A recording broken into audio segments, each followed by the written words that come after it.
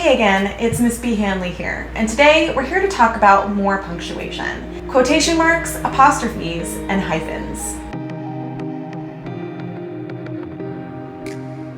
First up is quotation marks. Quotation marks are the 1 to 2 curved symbols above the words in a sentence. These indicate a quotation, meaning they are the words that somebody else has said.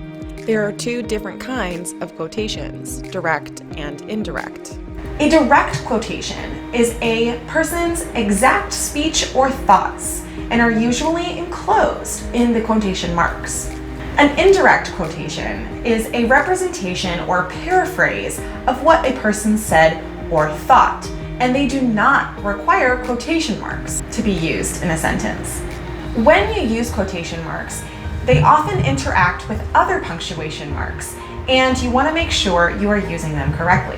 When you're using a comma with quotation marks, you want to make sure you put the comma inside the closed quotation mark.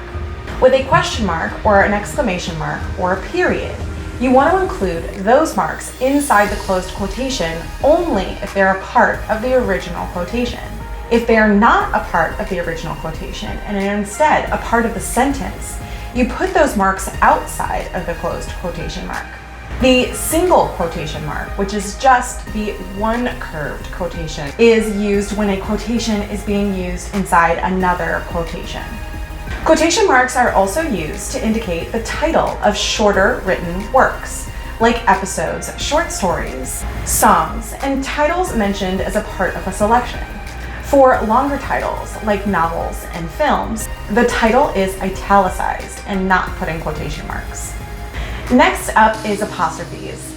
Apostrophes is almost like one quotation.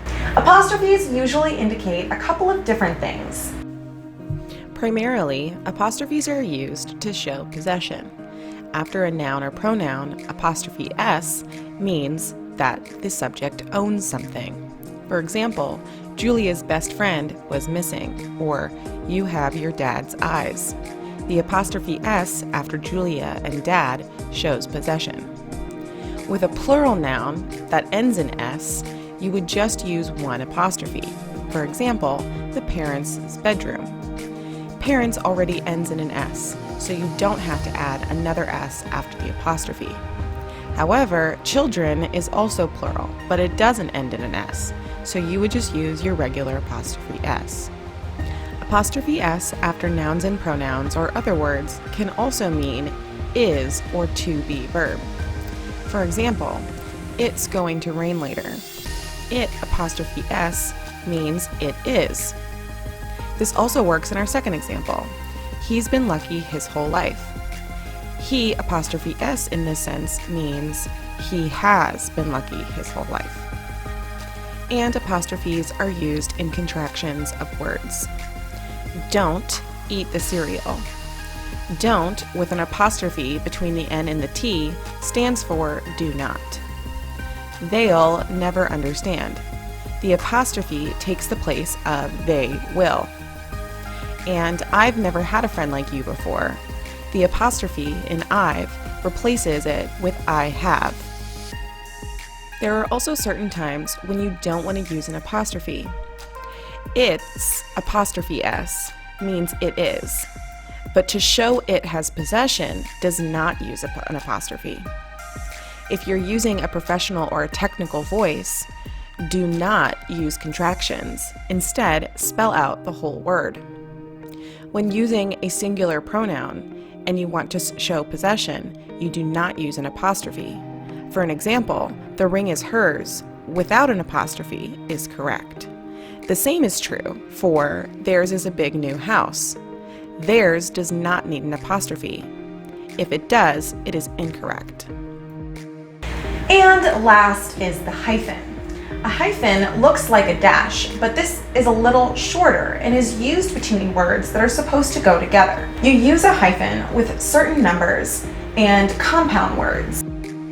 A hyphen is used between the words 40 and 2 to connect those two words together. A hyphen is also used between son and law to indicate that that's a compound word. And that's it for quotations, apostrophes, and hyphens. I hope this helped you better understand these different punctuation marks and how we use them in our English language. If you have any questions, make sure to comment down below and I will try to answer them. If you want to see more grammar videos, make sure to subscribe and turn on the bell notification icon so you know when a new video is coming out.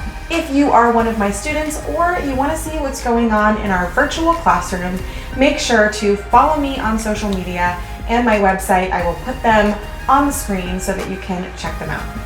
I hope you have a great day and I will see you in class. Bye!